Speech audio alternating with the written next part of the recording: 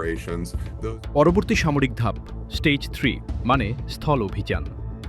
মেরিনরা ইতিমধ্যেই অগ্রসর হচ্ছে, ৮২তম এয়ারবর্ন প্রস্তুতি নিচ্ছে।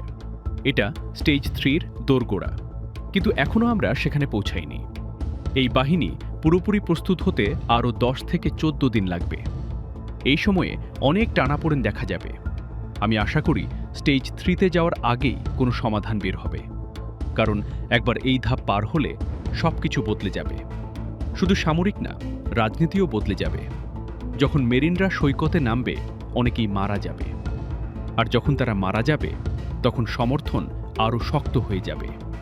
তখন কেউ বলতে চাইবে না তারা বৃথা মারা গেছে, পিছু হটার চাপ কমে যাবে। তাই হ্যাঁ, আমি মনে করি আমরা মাত্র কয়েক সপ্তাহ পরেই স্টেজ 3 শুরু হতে দেখব।